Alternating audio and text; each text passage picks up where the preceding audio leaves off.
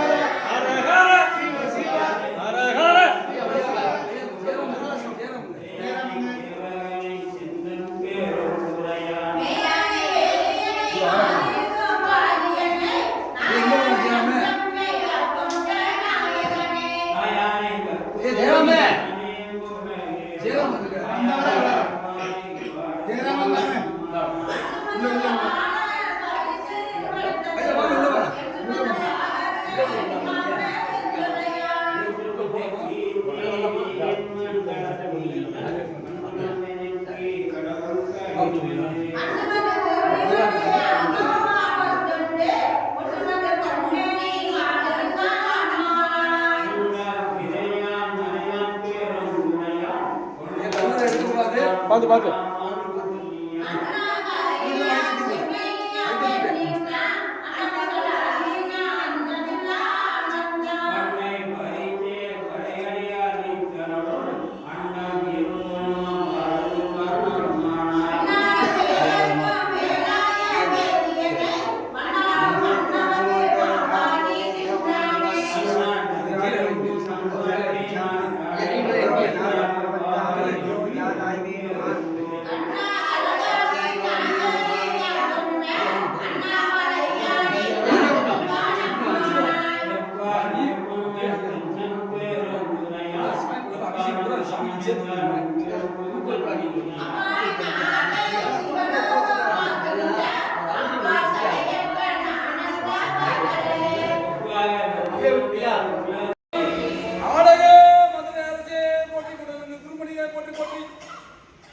இன்றைய நன்னாளில் அற்புதமான முறையில் சிறப்பு வாய்ந்த இந்த அருள்மிகு பிருகத் உஜாம்பிகை அம்மன் உடனுரை அருள்மிகு அர்ஜுனேஸ்வரர் ஆலயம் இது எங்கே இருக்கு அப்படின்னா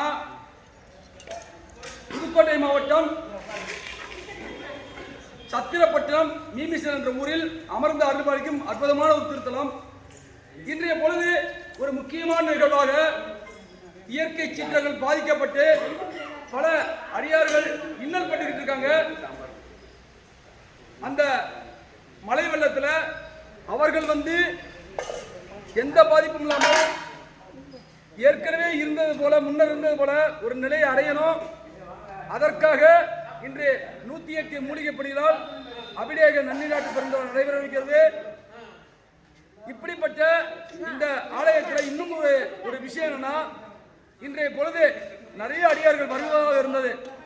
மதுரையிலிருந்து, இந்த ஊரை விட்டுங்க, மதுரையிலிருந்து இந்த புயல் வெள்ளத்தை பார்த்து பயந்து வராம போயிட்டாங்க. ஏன்னா எப்பொழுதுமே சாமி நமக்கு செல்லும் போது ஏதோ ஒரு சோதனை வைப்பாரு. இதை தாண்டி நீ வருகிறாயா இல்லையா அப்படின்னு சாமி பார்ப்பாரு. நீ வந்தாத்தே என்னை அடைய முடியும். இப்ப படிக்கிறோம், 10 படிக்கிறோம், 12 படிக்கிறோம், கல்லூரி படிக்கிறோம், பல சோதனைகள் நம்ம அடையணும். அப்பாத்தே சாதனை பண்ண முடியும். அதை பெரும்பாலானவர்கள் இன்றைய வந்தவங்களுக்கு அது கிடைச்சிருக்கு. வராதவர்களுக்கு கிடைக்கணும் வேண்டிக்குவோம். திருச்சிற்றம்பலம். அதுபோக இந்த உணவை கொடுத்த சொல்லுங்க, உணவை கொடுத்த விவசாயிக்கு நன்றி, உணவை கொடுத்த இந்த அடியார்களுக்கு நன்றி, இந்த சூழலை உருவாக்கி இந்த அடியார்களோடு கலந்து இந்த நிகழ்வை நடத்தி கொடுக்கும் வில்வனேஸ்வரருக்கு நன்றியோ நன்றி. சிவாய நம்ம திருச்சிட்டோம்.